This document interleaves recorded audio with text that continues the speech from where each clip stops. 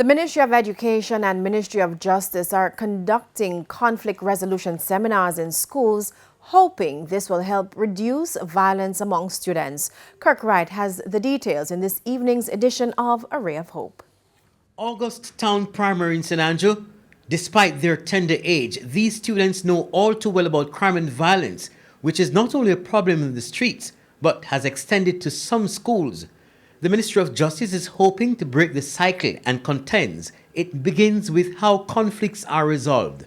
Based on feedback after the session, the students seem convinced. Conflict resolution and how circles help break conflict and how they help people feel included, loved, wanted, and all of those things. The I statement is used to fix problems without it escalating. Only time will tell if they will put into practice what they were taught when it becomes necessary. And if you see a conflict tomorrow happening on your school compound, what are you going to do?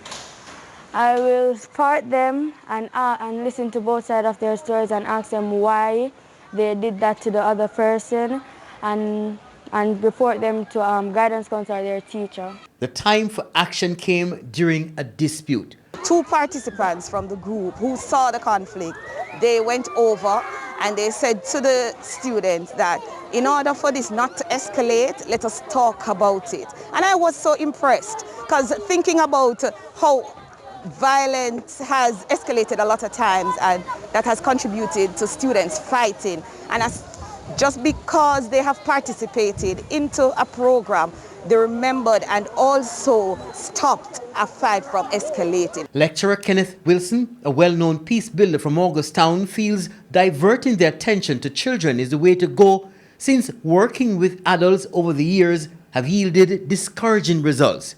All the kids that we play in the August Football Club, all the kids in the various corners, we're going to bring in this program to them so they'll be able to learn, but not just the kids only, but with their parents, because the parents is very, very important to know exactly how to respond to these to this kind of social science that is emerging. I'm looking forward to the continued rollout of this program in schools because I believe teaching it to our children at this age is going to cause significant change if we look 5 years, 10 years down the road in terms of how persons relate with each other. These are the children who are 10 years old, so 5 years' time they'll be 15. The program will be rolled out in schools across the island.